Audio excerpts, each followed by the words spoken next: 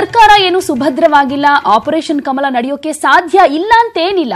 ಹೀಗಿರುವಾಗ ನಿನ್ನೆ ರಾಜ್ಯ ರಾಜಕೀಯದಲ್ಲೊಂದು ಅಚ್ಚರಿಯ ಘಟನೆ ನಡೆಯಿತು. ಎಸ್, ಪವರ್ಫುಲ್ ಸಚಿವರ ಮನೆಗೆ ಖುದ್ದು ವಿಪಕ್ಷ ನಾಯಕರ ದಂಡು ಕಟ್ಕೊಂಡೇ ಬಂದಿದ್ರು. ಆರೋಪ ಪ್ರತ್ಯಾರೋಪ ಮಾಡ್ತಾ ಇದ್ದವರು ಏಕಾಏಕಿ 3/4 ಗಂಟೆ ಒಟ್ಟಿಗೆ ಕುಳಿತು ಸಭೆ ಮಾಡಿದ್ದಾರೆ. ಬಿಎಸ್ವೈ ಡಿಕೆಶಿ ಸರ್ಪ್ರೈಸ್ ಭೇಟಿ, ವಿರೋಧಿಗಳಿಂದ ರಹಸ್ಯ ಮೀಟಿಂಗ್.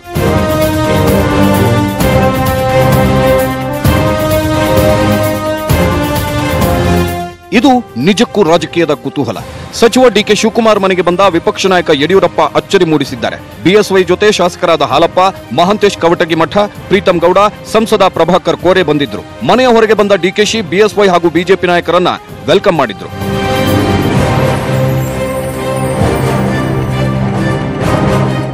ಡಿಕೆಶಿ ಜೊತೆ ಮಾತುಕತೆ ನಡೆಸಿ ಹೊರಗೆ ಬಂದ ಬಿಎಸ್ವೈ ಏನ್ ಹೇಳಿದ್ರು ಕೇಳಿ.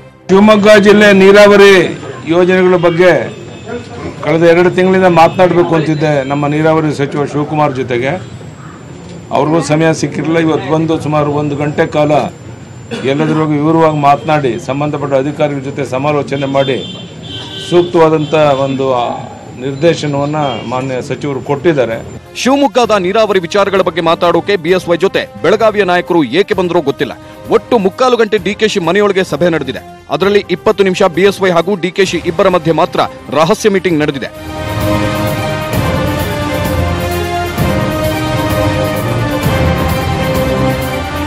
ಮೀಟಿಂಗ್ ಬಗ್ಗೆ ಇಬ್ಬರು ನಾಯಕರು ಬಾಯ್ ಬಿಡಲಿಲ್ಲ. ರಾಜಕೀಯ ಚರ್ಚೆ ಮಾಡಿದ್ರ ಅಂತ ಕೇಳಿದ್ದಕ್ಕೆ ಅದನ್ನ ಮೀಡಿಯಾ ಮುಂದೆ ಹೇಳೋಕ್ಕಾಗುತ್ತಾ ಅಂತ ಬಿಎಸ್ವೈ ಹಿಂಟ್ ಕೊಟ್ಟಿದ್ದಾರೆ. ಅದನ್ನ ಮಾಧ್ಯಮದ ಮುಂದೆ ಹೇಳಕ್ಕಾಗತ್ತಾ? ರಾಜಕೀಯ ಏನೇ ಇದ್ರು ನಾವು ಉತ್ತಮ ಸ್ನೇಹಿತರು ಅಂತ ಸಚಿವ ಡಿಕೆಶಿ ಹೇಳಿದ್ದಾರೆ. ನಾವಿಬ್ರು ಪರ್ಸನಲ್ ಫ್ರೆಂಡ್ಸ್ ರೀ, ರಾಜಕಾರಣ ಬೇರೆ.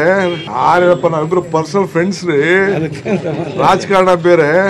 ಬಿಎಸ್ವೈ ಮತ್ತು ಡಿಕೆಶಿ ನಡುವೆ ನಡೆದ ಸುದೀರ್ಘ ಚರ್ಚೆ ರಾಜ್ಯ ರಾಜಕೀಯದಲ್ಲಿ ದೊಡ್ಡ ಚರ್ಚೆಯನ್ನೇ ಹುಟ್ಟುಹಾಕಿದೆ. ಎಲ್ಲಿ ಏನಾಗುತ್ತೋ ಅನ್ನೋ ಕುತೂಹಲನೂ ಮೂಡಿದೆ. ಕ್ಯಾಮರಾಮನ್ ಕಿರಣ್ ಜೊತೆ Srinivas Halakatti, political bureau, news 18 Kannada.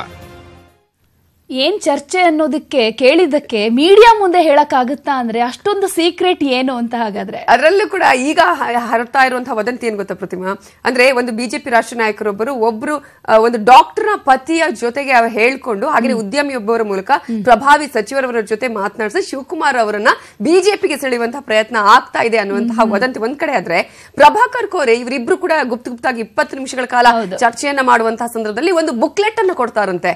ಆ ಬುಕ್ಲೆಟ್ ಅಲ್ಲಿ ಏನಿತ್ತು ಅನ್ನುವಂಥದ್ದು ಸಾಕಷ್ಟು ಕುತೂಹಲಕ್ಕೆ ಈಗ ಕಾರಣ ಆಗಿದೆ. ಇನ್ನು ಮುಂದಿನ ಸುದ್ದಿ, ಸಿಎಂ ಆರೋಗ್ಯ ಸ್ಥಿತಿ ಬಗ್ಗೆ ಸಾಕಷ್ಟು ಸುದ್ದಿ ಆಗಿತ್ತು. ಈ ಬಗ್ಗೆ ರಿಯಾಕ್ಷನ್ ಕೊಟ್ಟಿರುವ ಸಿಎಂ, ನನ್ನ ಆರೋಗ್ಯದಲ್ಲಿ ಏನೂ ತೊಂದರೆ ಆಗಿಲ್ಲ, ಚೆನ್ನಾಗಿದ್ದೀನಿ, ನಾನು ಸಿಎಂ ಸ್ಥಾನಕ್ಕೆ ರಾಜೀನಾಮೆಯನ್ನ ಕೊಡೋದಿಲ್ಲ, ನನ್ನ ರಾಜೀನಾಮೆಯ ಸುದ್ದಿ ಕೇವಲ ಊಹಾಪೋಹ, ಹೀಗಂತ ಕುಮಾರಸ್ವಾಮಿ ಸ್ಪಷ್ಟನೆಯನ್ನ ಕೊಟ್ಟಿದ್ದಾರೆ. ಜೊತೆಗೆ ದಿನದ 20 ಗಂಟೆ ಕೆಲಸ ಮಾಡ್ತಾ ಇದ್ದೀನಿ, ಅನಾರೋಗ್ಯ ಆಗಿದ್ರೆ ಇದು ಸಾಧ್ಯ ಆಗ್ತಾ ಇತ್ತಾ?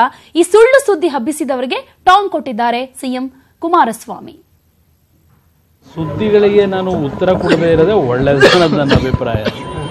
ಆ ಪುಣ್ಯಾತ್ಮರಿಗೆ ಯಾರು ನನ್ನ ಆರೋಗ್ಯದ ಸಮಸ್ಯೆ ಇದೆ ಅಂತಕ್ಕಂಥದ್ದನ್ನು ಅವರು ಮಾಹಿತಿ ಕೊಟ್ಟಿದ್ದಾರೆ ಗೊತ್ತಿಲ್ಲ ನನಗೆ. ನಾನು ಅದಕ್ಕೋಸ್ಕರಲೇ ಹೇಳೋದು, ಈ ರೀತಿಯ ಅಪಪ್ರಚಾರಗಳನ್ನು ಮಾಡ್ತಕ್ಕಂಥವ್ರ ಮುಖಾಂತರ ನಿಮ್ಮ ಒಂದು ಘನತೆ ಗಾಂಭೀರ್ಯವನ್ನು ನೀವೇ ಹಾಳು ಮಾಡ್ಕೊಳ್ತಕ್ಕಂಥದ್ದು ಹೋಗಬೇಡಿ ಅನ್ನೋದನ್ನ ಅವ್ರಿಗೆ ಹೇಳಲಿಕ್ಕೆ ಬಯಸ್ತೀನಿ. ಸದೃಢವಾಗೇ ಇದ್ದೇನೆ, ಆರೋಗ್ಯದಲ್ಲಿ ಸ್ಥಿರವಾದಂಥ ಆರೋಗ್ಯವೂ ಇದೆ. ನಾನೀಗ ಮಾಡ್ತಿರ್ತಕ್ಕಂಥ ಈ ಜವಾಬ್ದಾರಿ ನಿರ್ವಹಣೆ ಮಾಡ್ತಕ್ಕಂಥದ್ದಲ್ಲಿ ಎಲ್ಲಾದರೂ ಲೋಪಗಳಿದ್ದಾವೆ. ದಿನಕ್ಕೆ 20 ಗಂಟೆ ಕೆಲಸ ಮಾಡ್ತಾ ಇದ್ದೇನೆ. ನಾನು ಆರೋಗ್ಯ ಚೆನ್ನಾಗಿಲ್ಲದಿದ್ದರೆ 20 ಗಂಟೆ ಕೆಲಸ ಮಾಡಲಿಕ್ಕೆ ಸಾಧ್ಯವ? ಪಾಪ ಕೆಲವರಿಗೆ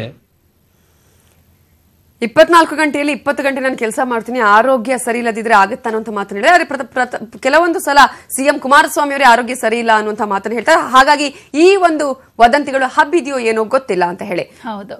ರೈತರ ಸುದ್ದಿಯನ್ನ ನೋಡೋಣ ಈಗ. ಹಲವು ಬೇಡಿಕೆಗಳ ಈಡೇರಿಕೆಗೆ ಆಗ್ರಹಿಸಿ ರೈತ ಸಂಘ ದೆಹಲಿ ಚಲೋಗೆ ಇವತ್ತು ಕರೆ ಕೊಟ್ಟಿದ್ದು, ಇವತ್ತು ರಾಜ್ಯದ 3,000 ರೈತರು ದೆಹಲಿಯನ್ನ ರೀಚ್ ಆಗಲಿದ್ದಾರೆ. ರಾಜ್ಯದ ವಿವಿಧ ಕಡೆಯಿಂದ ಆಗಮಿಸಿದ್ದ ರೈತರು ಮಂಗಳವಾರ ಮಧ್ಯರಾತ್ರಿ ವಿಶೇಷ ರೈಲಲ್ಲಿ ಯಲಹಂಕದಿಂದ ತೆರಳಿದ್ದು ಇವತ್ತು ಮಧ್ಯಾಹ್ನ 1 ಗಂಟೆ ಸುಮಾರಿಗೆ ದೆಹಲಿ ತಲುಪಲಿದ್ದಾರೆ. ಶಾಶ್ವತ ನೀರಾವರಿ, ಕಬ್ಬಿಗೆ ಬೆಂಬಲ ಬೆಲೆ ಹಾಗೂ ರಾಷ್ಟ್ರೀಕೃತ ಬ್ಯಾಂಕ್ಗಳ ಸಾಲ ಮನ್ನಾಗೆ ಆಗ್ರಹಿಸಿ ದೆಹಲಿಯ ರಾಮ್ಲೀಲಾ ಮೈದಾನದಲ್ಲಿ ರೈತರು ನಾಳೆ ಪ್ರತಿಭಟನೆ ನಡೆಸಲಿದ್ದಾರೆ. ಅಖಿಲ ಭಾರತ ಕಿಸಾನ್ ಮುಕ್ತಿ ಮೋರ್ಚಾದಿಂದ ಬೃಹತ್ ರ್ಯಾಲಿಗೆ ಕರೆ ಕೊಟ್ಟಿದ್ದು 100ಕ್ಕೂ ಅಧಿಕ ರೈತ ಸಂಘಟನೆಗಳು ಬೆಂಬಲವನ್ನು ವ್ಯಕ್ತಪಡಿಸಿವೆ. ಇವತ್ತು ದೆಹಲಿಗೆ ಬಂದು ಜಮಾವಣೆಗೊಳ್ಳುವ ರೈತರು ನಾಳೆ ಬೃಹತ್ ಪ್ರತಿಭಟನೆಯನ್ನು ನಡೆಸಲಿದ್ದು ದೇಶದ ವಿವಿಧ ಭಾಗಗಳಿಂದ ಲಕ್ಷಾಂತರ ಮಂದಿ ರೈತರು ಭಾಗಿಯಾಗಲಿದ್ದಾರೆ.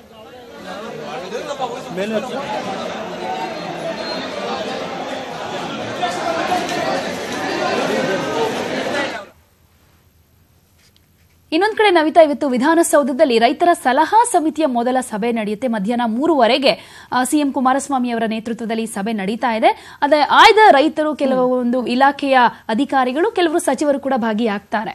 ಎಸ್, ಹಾಗಾಗಿ ರೈತರಿಗಾಗಿ ತಂದಿರುವ ಯೋಜನೆಗಳ ಬಗ್ಗೆ ಕೂಡ ಇಲ್ಲಿ ಚರ್ಚೆಯಾಗುವ ಸಾಧ್ಯತೆ ಇದೆ. ನಾಳೆ ಒಂದ್ ಕಡೆ ರೈತರ ಹೋರಾಟ, ಇವತ್ತು ಒಂದ್ ಕಡೆ ರೈತರ ಜೊತೆ ಸಮಾಲೋಚನೆ, ಚರ್ಚೆ ಆಗುತ್ತೆ. ಏನಾಗುತ್ತೆ ಅನ್ನೋದು ಕೂಡ ಸಾಕಷ್ಟು ಕುತೂಹಲ ಕೆರಳಿಸಿದೆ. ಎಸ್, ಇನ್ನು ಇವತ್ತು ಬೆಳಗ್ಗೆ 10 ಗಂಟೆಗೆ ಬಿಜೆಪಿ ರಾಜ್ಯಾಧ್ಯಕ್ಷ ಯಡಿಯೂರಪ್ಪ ಅವರ ನೇತೃತ್ವದಲ್ಲಿ ಬಿಜೆಪಿ ಕಚೇರಿಯಲ್ಲಿ ಕೋರ್ ಕಮಿಟಿ ಸಭೆ ನಡೆಯಲಿದೆ. ಸಭೆಯಲ್ಲಿ ಉಪಚುನಾವಣೆ ಸೋಲಿನ ಪರಾಮರ್ಶೆ, ಬೆಂಗಳೂರು ದಕ್ಷಿಣ ಕ್ಷೇತ್ರದ ಮುಂದಿನ ಅಭ್ಯರ್ಥಿಯ ಬಗ್ಗೆ ಚರ್ಚೆ ಮಾಡಲಾಗುತ್ತೆ.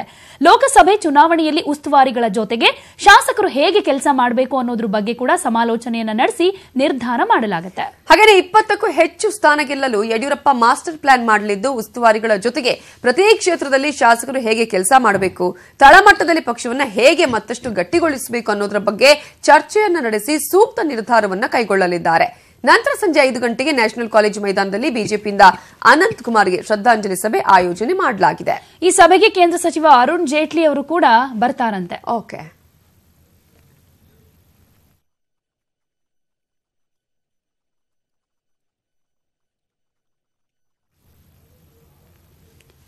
ಬೆಂಗಳೂರಿನಲ್ಲಿ ಬೃಹತ್ ಹವಾಲಾ ಹಣ ವರ್ಗಾವಣೆ ಜಾಲವನ್ನ ಸಿಸಿಬಿ ಪೊಲೀಸರು ಭೇದಿಸಿದ್ದಾರೆ.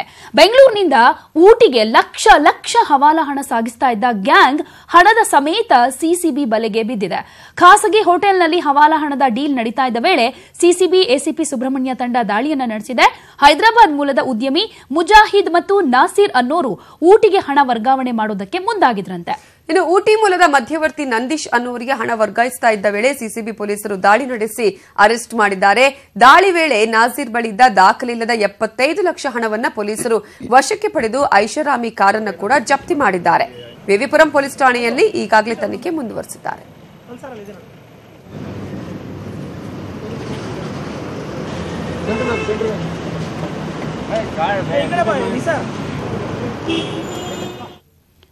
ಜ್ಯುವೆಲರಿ ಶಾಪ್ ಮಾಲೀಕನನ್ನ ಕತ್ತು ಕೊಯ್ದು ಬರ್ಬರವಾಗಿ ಹತ್ಯೆ ಮಾಡಲಾಗಿದೆ. ಚಿತ್ರದುರ್ಗದ ಹೊಳಲ್ಕೆರೆ ತಾಲೂಕಿನ ರಾಮಗಿರಿ ಗ್ರಾಮದಲ್ಲಿ ನಡೆದಿರೋ ಘಟನೆ ಇದು. ಮೃತನನ್ನ 55 ವರ್ಷದ ಕಲ್ಯಾಣ್ ಸಿಂಗ್ ಅಂತ ಗುರುತಿಸಲಾಗಿದೆ. ರಾಜಸ್ಥಾನದ ಜೋಧ್ಪುರ ಜಿಲ್ಲೆಯ ಬನ್ನಾ ಗ್ರಾಮದ ನಿವಾಸಿ ಈತ ಕಳೆದ 20 ವರ್ಷಗಳಿಂದ ಜ್ಯುವೆಲರಿ ಅಂಗಡಿಯನ್ನ ನಡೆಸ್ತಾ ಇದ್ದ. ಇನ್ನು ಚೀಟಿ ವ್ಯವಹಾರದಲ್ಲಿ ಈತನನ್ನ ಕೊಲೆಗೈದಿರುವ ಶಂಕೆ ಕೂಡ ವ್ಯಕ್ತ ಆಗಿದೆ. ಸದ್ಯ ಆರೋಪಿಗಳು ತಲೆಮರೆಸಿಕೊಂಡಿದ್ದಾರೆ. ಹೊಳಲ್ಕೆರೆ ಪೊಲೀಸರು ಹಂತಕರಿಗಾಗಿ ಶೋಧ ಕಾರ್ಯವನ್ನು ಕೂಡ ನಡೆಸ್ತಾ ಇದ್ದಾರೆ.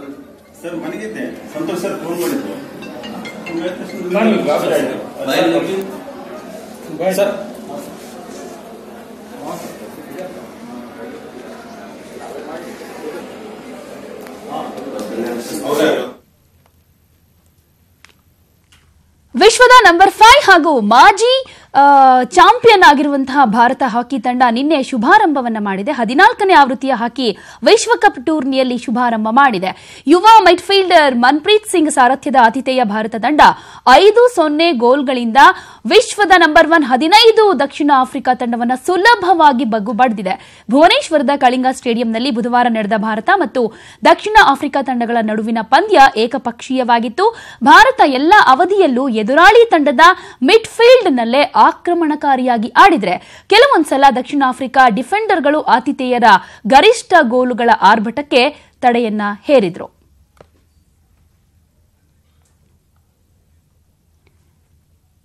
ಭಾರತದ ಮೇರು ಮಹಿಳಾ ಕ್ರಿಕೆಟ್ ತಂಡದ ಆಟಗಾರ್ತಿ ಮಿಥಾಲಿ ರಾಜ್ ಅವರು ಕೋಚ್ಗಳ ವಿರುದ್ಧವೇ ಅಸಮಾಧಾನವನ್ನ ವ್ಯಕ್ತಪಡಿಸಿದ್ದಾರೆ. ಕೆಲವೊಂದು ಮಾತುಗಳನ್ನ ಆಡಿದ್ದಾರೆ. ಯಾಕೆಂದ್ರೆ ಪಂದ್ಯದಿಂದ ಕೈಬಿಟ್ಟಿದ್ದಕ್ಕೆ ಸಾಕಷ್ಟು ಅಸಮಾಧಾನ ಇದೆ ಅವರಿಗೆ.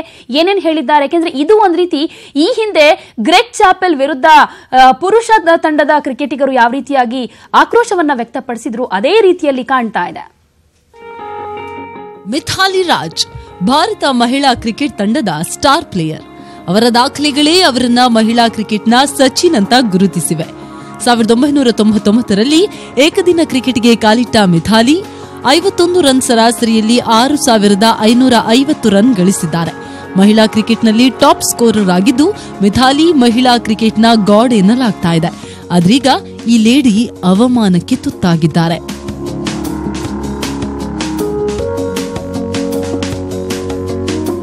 ಕೋಚ್ ರಮೇಶ್ ಪವಾರ್ ಹಾಗೂ ಬಿಸಿಸಿಐ ಆಡಳಿತ ಮಂಡಳಿ ಸದಸ್ಯೆ ಡಯಾನಾ ಎಡುಲ್ಜಿ ವಿರುದ್ಧ ಬಿಸಿಸಿಐ ಸಿಇಒ ರಾಹುಲ್ ಜೋಹ್ರಿಗೆ ದೂರು ನೀಡಿದ್ದು, ತಮ್ಮ ಅಧಿಕಾರ ಬಳಸಿಕೊಂಡು ನನ್ನ ಆತ್ಮವಿಶ್ವಾಸ ಹತ್ತಿಕ್ಕಲು ಪ್ರಯತ್ನ ನಡೀತಾ ಇದೆ ಎಂದಿದ್ದಾರೆ. ಮಹಿಳಾ ಟಿ20 ವಿಶ್ವಕಪ್ನಲ್ಲಿ ವಿವಾದ ಭುಗಿಲೆದ್ದಿತ್ತು.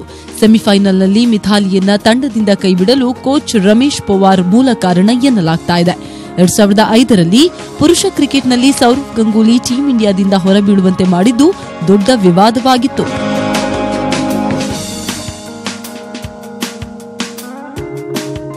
ಈಗಿನ ವಿವಾದ ಕೂಡ ತಂಡದ ಮೇಲೆ ಪರಿಣಾಮ ಬೀರಿದ್ದು, ಚೊಚ್ಚಲ ಮಹಿಳಾ ಟಿ20 ವಿಶ್ವಕಪ್ ಗೆಲ್ಲುವ ಗೋಲ್ಡನ್ ಚಾನ್ಸ್ ಅನ್ನ ಭಾರತ ಮಹಿಳಾ ತಂಡ ಕಳೆದುಕೊಂಡಿದೆ. ಇನ್ನಾದ್ರೂ ಶ್ರೇಷ್ಠ ಆಟಗಾರ್ತಿ ಮಿಥಾಲಿ ದೂರನ್ನ ಬಿಸಿಸಿಐ ಗಂಭೀರವಾಗಿ ಪರಿಗಣಿಸಬೇಕಿದೆ. ಸಾಗರ್ ಕನ್ನೆಮನೆ, ನ್ಯೂಸ್ 18 ಕನ್ನಡ. ಇತ್ತೀಚೆಗೆ ಬೆಂಗಳೂರಿನಲ್ಲಿ ಆರತಕ್ಷತೆ ಮಾಡಿಕೊಂಡಿದ್ದ ದೀಪ್ವೀರ್ ಜೋಡಿ ಮುಂಬೈನಲ್ಲೂ ಕೂಡ ಬಹಳ ಅದ್ದೂರಿಯಾಗಿ ಗ್ರ್ಯಾಂಡ್ ಆಗಿ ರಿಸೆಪ್ಷನ್ ಮಾಡಿಕೊಂಡಿದೆ. ಶೇರ್ವಾನಿಯಲ್ಲಿ ಯಾವ ರೀತಿಯಾಗಿ ಮಿಂಚುತ್ತಾ ಇದ್ದಾರೆ, ಗ್ರ್ಯಾಂಡ್ ಆಗಿ ಕಾಣ್ತಾ ಇದ್ದಾರೆ ಅನ್ನೋದನ್ನ ನೋಡ್ತಾ ಇದ್ದೀವಿ.